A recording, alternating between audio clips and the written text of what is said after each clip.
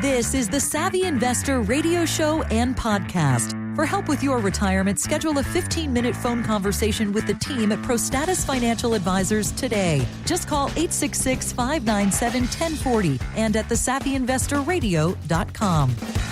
Welcome back to the Savvy Investor Radio Show and podcast with the team at ProStatus Financial. My name is Randy Cook, and each week we sit down here and talk through some of the issues of retirement. Mike Canet is here today, and we're going to talk through Social Security a little bit because that is a big concern for a lot of people, and there's a lot of decisions to be made there, and that's where we're going in right now. Because sometimes, Mike, we have our AskMikeRadio.com. People can ask questions of you, and we'll put them right here on the radio. So if people want to use that, if you go to our YouTube channel, there's comment boxes there. You can ask a question there. We'll handle it right here on the radio as well. But that's kind of what we have here is a guy who writes into an advisor column, and he calls himself the Social Security Soothsayer.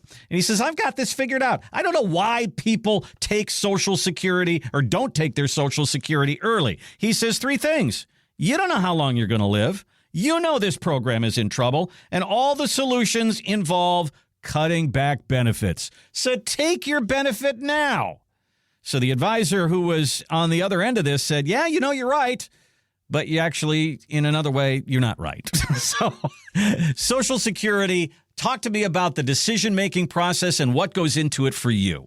Well, Social Security used to be a lot of fun to do Social Security planning. And back when I first started this, started doing this in the 90s, there were literally hundreds and hundreds and hundreds of iterations. I mean, I can remember back in the day, back under the Reagan administration, what we would do is we would have you take Social Security at 62. Yeah, it was a reduced amount. Absolutely. We'd have you take it at 62. Now think about this. This is in the 90s where you could throw a stick at you could throw a dart at the Wall Street Journal and make 20, 30, 40, 50%, right? So we would take those monthly payments, put them in the stock market, make 10, 20, 30%, whatever we made.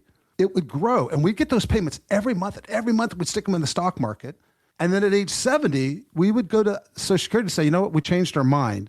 We're going to pay you back everything you paid us. Now, it was a loan, but we don't have to pay you interest. So we're not going to pay you any interest on the money you gave us. We're just going to give it all back to you. And what we're going to also do is when we pay it back to you, we're going to take a tax write-off on our tax return for paying it back to you, right? So it's a pretty sweet deal. We get a tax write-off for paying you back. You gave us the money interest-free. Kind of like when we pay taxes, we're giving them our money, and then when we get a refund, they give us our money back but don't pay interest on it. Same idea, right? Got it. So, but we would have all this money left over from the investments, right? So that was really cool. But then, they took that away from us. I was going to say, how long did that last? Yeah, they took that one away from us. And then we had some really cool things. So when they passed the initial Bush tax cuts back in early 2000s, they took that away from us. And so under Bush, we had still some fun stuff. We could still do things. And we would claim mine as the husband. I would claim mine because traditionally, men today that are 60, 70 years old, historically they made more money than their spouses. So we would claim the man's amount, then stop. When we claimed the man's amount, we would turn it on for a day, then turn it off, claim the wife so she could get 50% of it, and we would let his continue to grow, right? So we would immediately get half of his for her, and then we would let his continue to grow. Well, that was a beautiful thing. We could play with that. It was sick what we could do. And we would let hers continue to grow. So we would get half of his for 6, 7, 8 years, then stop half of his, and the wife would take 100% of hers, which is typically 25 to 50% more than the husband's. And then we would turn the husband's back on again at age 70. So it was so much fun. There were literally hundreds of iterations, and we could do all this science, all this analytical stuff. It was very, very cool.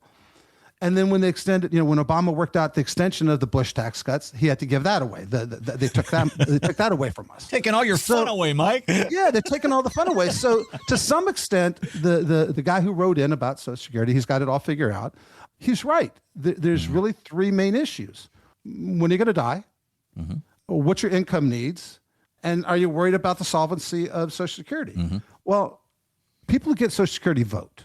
And because they vote, when it's my belief, obviously it's just my opinion, when Congress finally gets the cojones to actually do something about Social Security, they're going to screw the 30 and 40 and 50-year-olds, not the 60 and 70-year-olds who are already relying on Social Security. It's just not going to happen.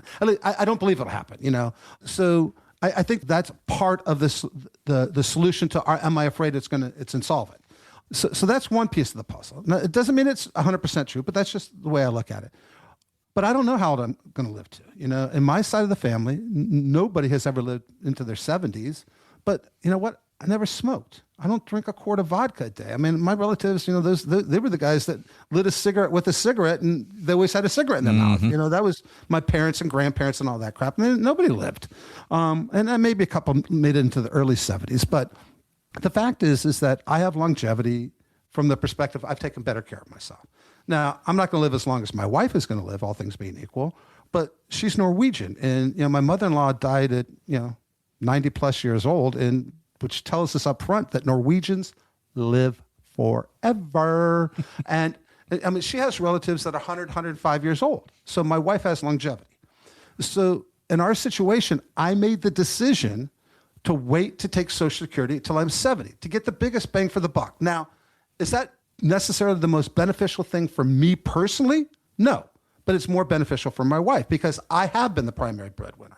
And my Social Security is more than twice as much as hers. So I want her to step into mine because when I pass away first, she loses hers. Now, the fact is that gentleman who said he's got it all figured out, he's right. If you take it at 70, if you wait to 70 and you don't make it to 81, you left money on the table. You took it too early.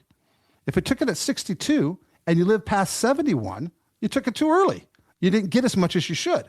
So I don't know how he says, I have it worked out. The only way you can have that worked out is by knowing exactly when you're going to die, right? And knowing exactly what's going to happen in the markets.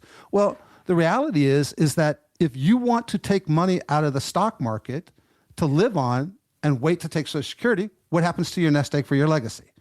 Can you afford to retire today without taking Social Security? We were sitting down just the other day. The couple want $14,000 a month. And they also want to wait till they're 70 to get Social Security. Well, those two things don't work.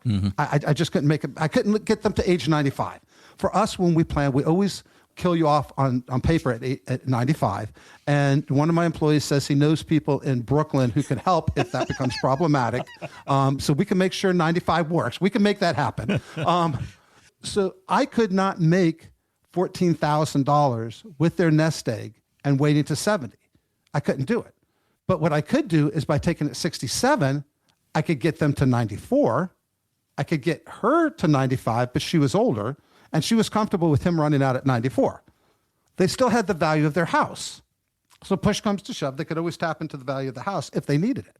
So my point with this is that it is all a planning, and it's all planning on an individual basis. The I have this figured out as a one-size-fits-all solution. And the advisor who responded said, yeah, but that advisor is 100% correct. There are still so many different iterations. When I showed them, look, if you take it at 67, you run out of money basically at 95, they didn't like the idea that they didn't have a nest egg.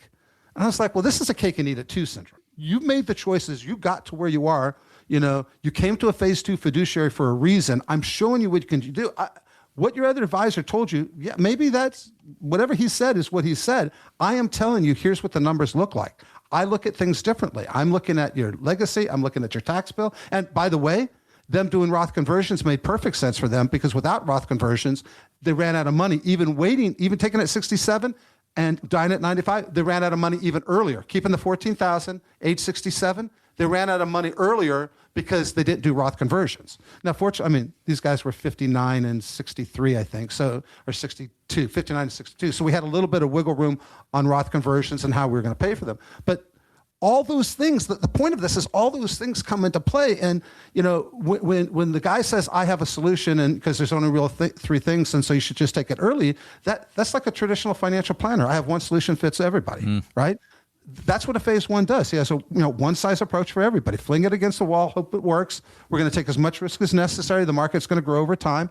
Yeah, all those things are true unless they don't, right? If they don't work, and you're in real trouble. Well, you've laid out so many different paths here. I know that people think that, do I take it at 65? Do I take it at 66? Do I take it at 67? Do I wait till 70? And that's what we think. But you have laid out here that there's so many other things to think about as well. That's exactly right. I heard somebody say once, you can pass along your 401k. you can't pass along your Social Security. So they were okay, and you know what?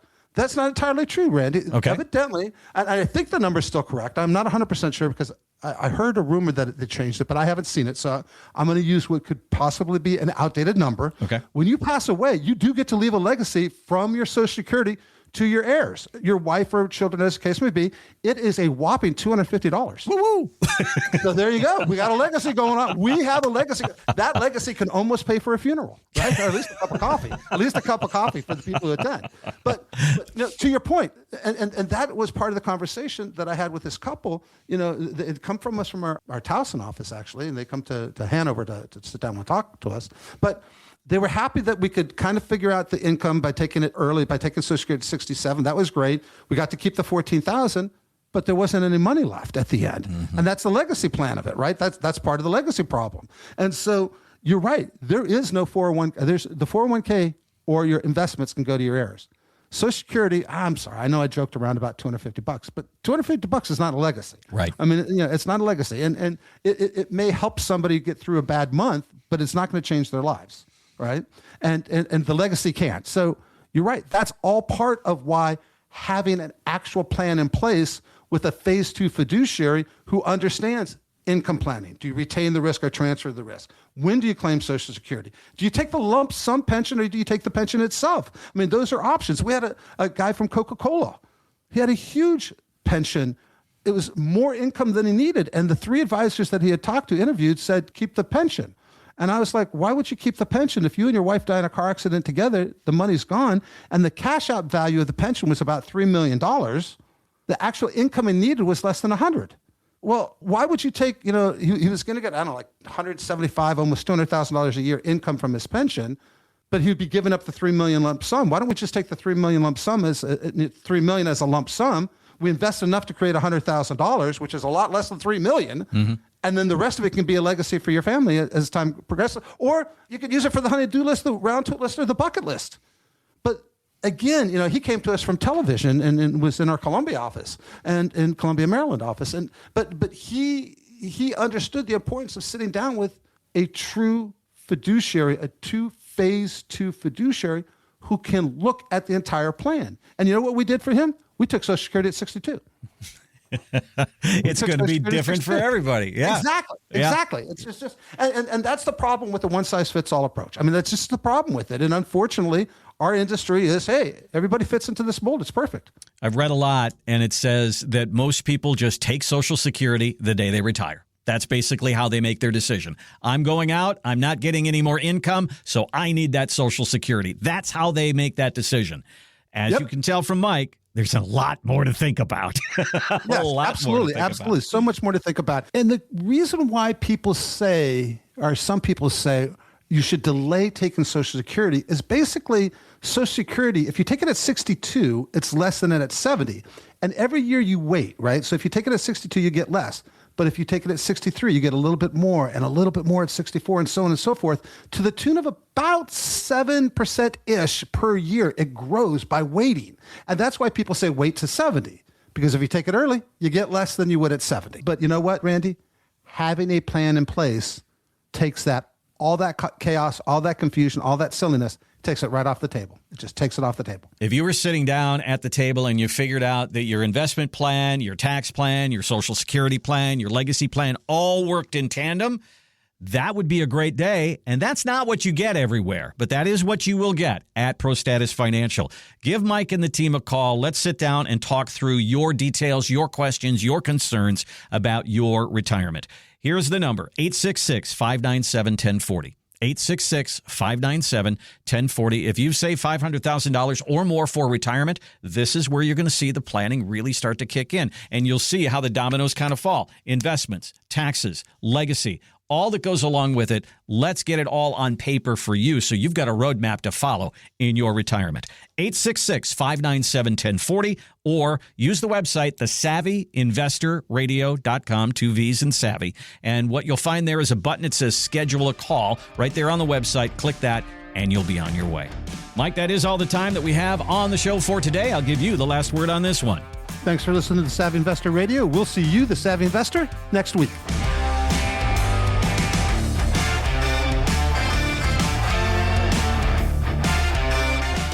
Advisory services offered through ProStatus Financial Advisors Group, a registered investment advisor. Insurance licensed in Maryland. ProStatus Financial Advisors Group, LLC is not licensed in all 50 states. To find out if ProStatus Financial Advisors Group is licensed in your state, please call 410-863-1040. ProStatus Group, LLC is not affiliated with nor endorsed by the Social Security Administration or any other government agency and does not provide legal or tax advice. Annuity guarantees rely solely on the financial strength and claims-paying ability of the issuing insurance company. By contacting us, you may be provided with information about insurance and annuity products offered through representatives of ProStatus Financial Advisors Group.